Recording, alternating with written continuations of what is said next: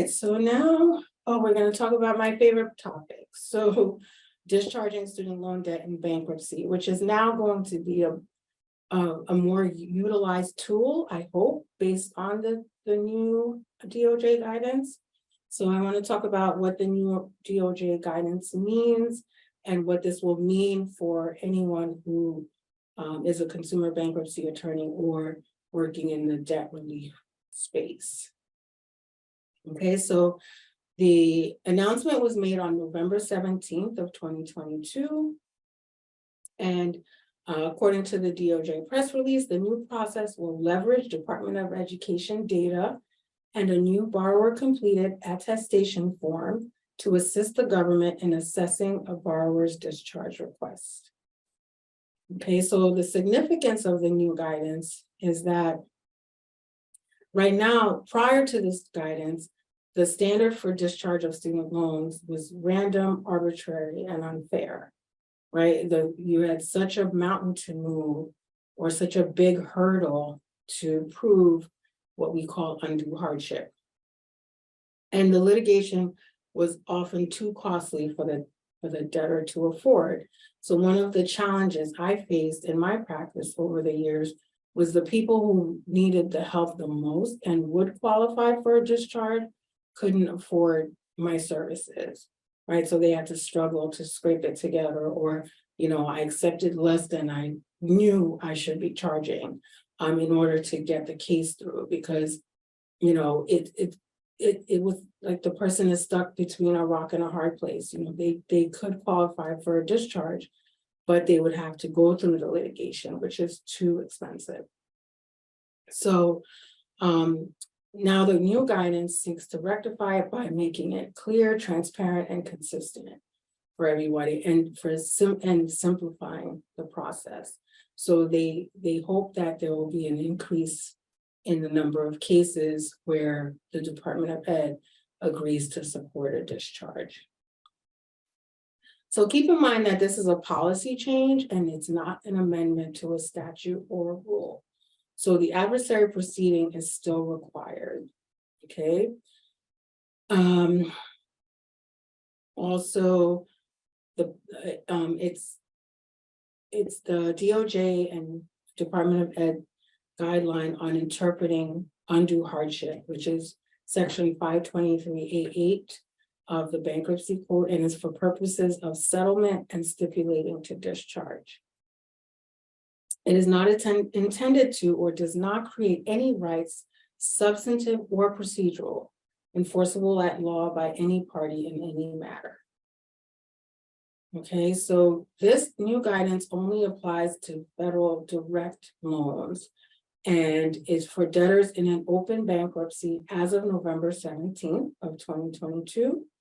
And it's for cases with an adversary proceeding already filed as of November 17th of 2022, and debtors in future bankruptcies.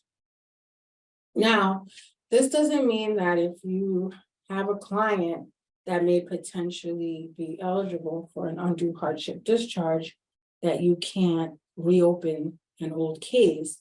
It's just that the new guidance won't apply. So they're going to use the old rules and they're not going to use the new guidelines. But in my practice, I've reopened many old cases to litigate the dischargeability of student loan debt. Okay. So the new guidance objectives is to assure access to justice for student loan borrowers in financial distress who seek bankruptcy relief. And it's to provide clear eligibility requirements for bankruptcy debtors seeking undue hardship discharges of student loans. It provides a more expeditious process that's going to facilitate the granting of undue hardship discharges where warranted. And it's resolving the undue hardship adversary proceedings by stipulation and to reduce the cost of litigation for deserving bankruptcy debtors and the federal government. So the applicable law, so let's just go back to the basics. So section 523A8 of the Bankruptcy Code, under section 523A8, certain student loans may not be discharged in bankruptcy unless the court can determine that the payment of the loan would impose an undue hardship for the debtor and the debtor's dependents. The debtor is required to file an adversary proceeding to determine the dischargeability of the student loan debt. So for those of you who are not familiar with bankruptcy law, so bankruptcy itself, so a petition is filed, and generally the debtor will receive a general discharge, and the student loan debt will not be discharged. It's accepted from discharge. So if there's a question about the dischargeability of the debt, they have to file what's called an adversary proceeding. So this is basically litigation inside the bankruptcy court. So it's a new case with a new case number, and the client is the plaintiff, and whoever holds their student loans is the defendant. So when we're talking about federal student loans, the defendant is the United States Department of Education. And they're going to be represented by the local assistant U.S. attorney, who's going to be your opposing counsel. So it's a full out lawsuit with, pleadings and discovery and potentially trial. So it's not an easy, fill out some paperwork process until now, where we have the attestation form, where the debtor will be completing the information, and then they can evaluate it without much, there's no depositions. Well, we hope no depositions, no, the exchange of documents, things like that. So more about the applicable rules. So the Brunner test is the majority rule when it comes to establishing undue hardship. So the first prong of this test is whether or not, based on their current income and expenses, the debtor can maintain a minimal standard of living for himself or herself and his dependents if they were forced to repay the loans. Number two is that additional circumstances exist that indicate that the state of affairs is likely to persist. And the third is whether or not the debtor has made good faith efforts to repay the loans. And the minority rule is called the totality of the circumstances test. And this is adopted by the 8th Circuit and some courts in the 1st Circuit. So under this test, the court is going to consider the debtor's past, present, and reasonably reliable future financial resources. Second, it'll be a calculation of the debtor's and her dependents' reasonable and necessary living expenses, and any other relevant factors and circumstances surrounding each particular case. So the new guidance is going to apply to all jurisdictions, the Brunner jurisdictions and the totality jurisdictions, right? So basically they took into consideration the similarities between these two tests and came up with factors, which essentially are the present ability to pay, the future ability to pay, and good faith efforts. Really is a look back at the past efforts to repay. So the present, the future, the past, right? So let's look at the first factor, which is the present ability to pay. So if the debtor's expenses equal or exceed the debtor's income, the department will determine that the debtor lacks a present ability to pay. So they're going to use, similar to how we, the standards we use in bankruptcy court, we're going to use the IRS collection standards to determine allowable expenses.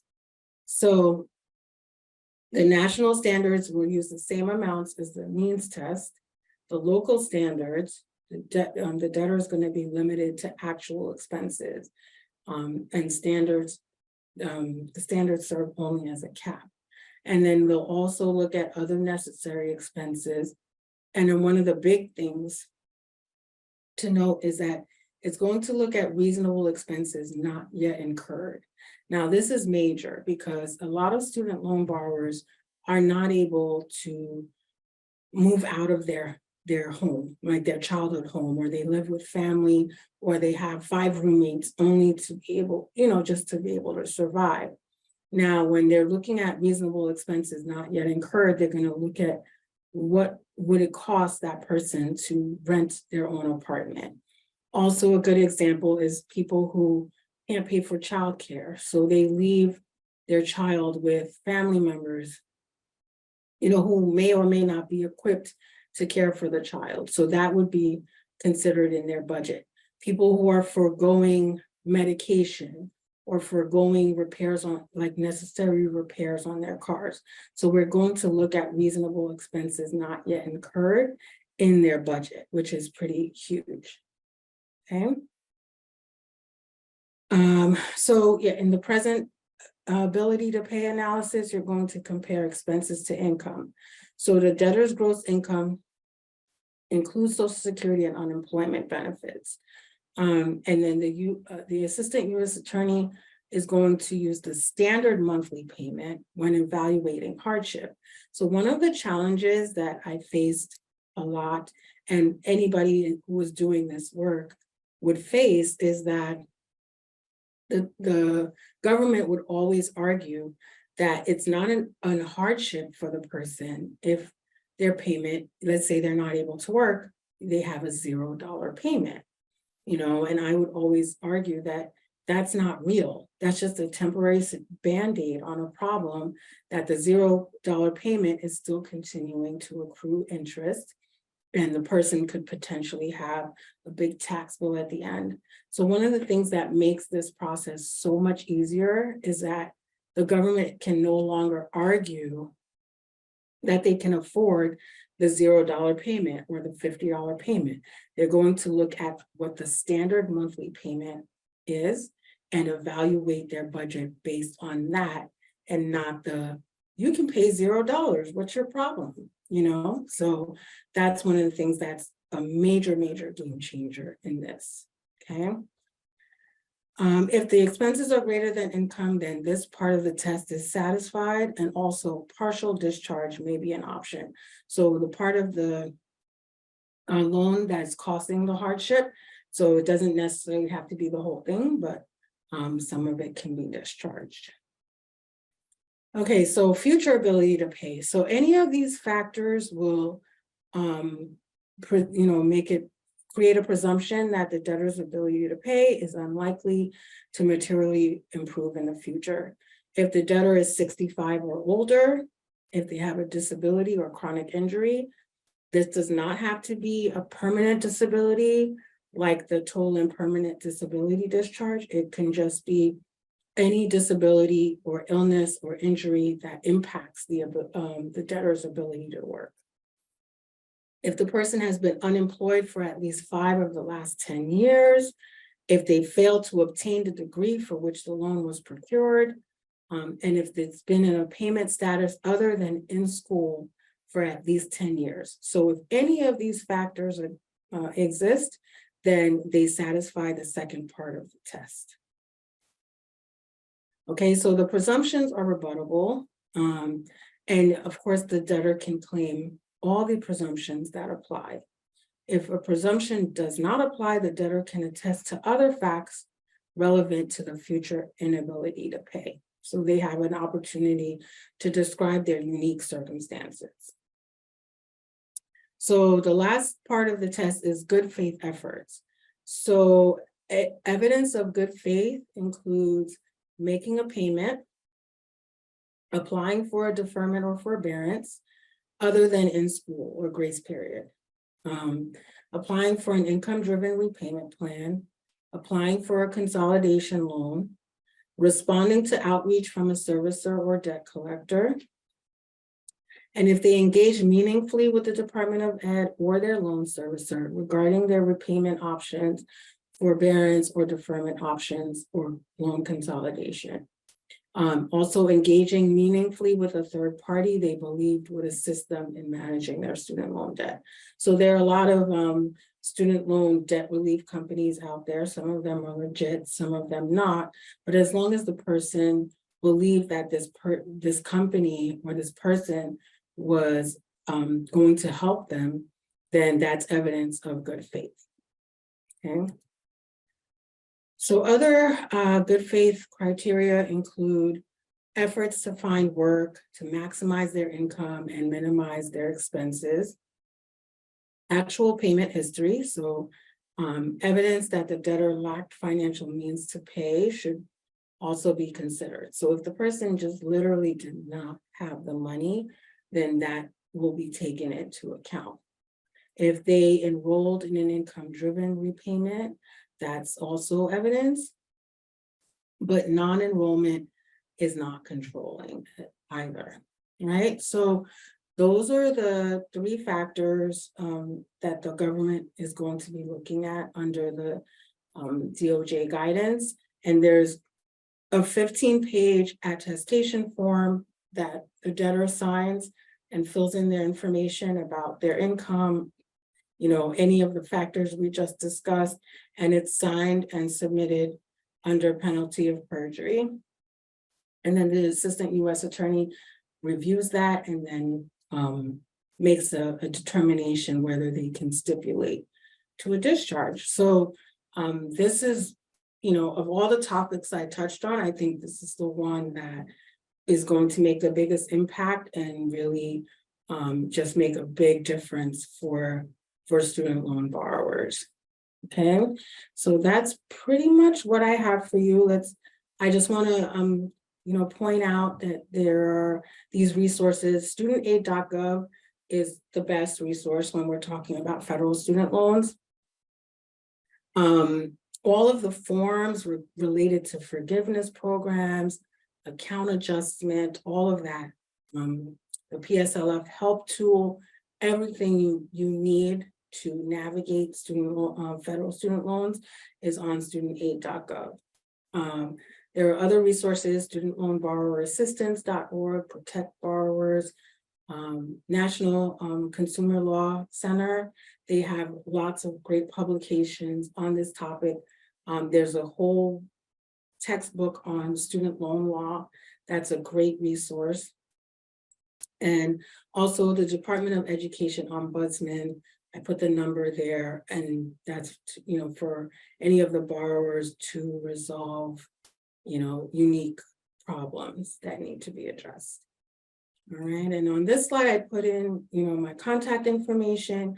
Please, if you have questions regarding student loans in general, but specifically with discharging student loan debt in bankruptcy, feel free to reach out by telephone, email. I'm happy to be a resource for you and walk you through this process. We definitely need more soldiers on the ground who want to represent student loan borrowers.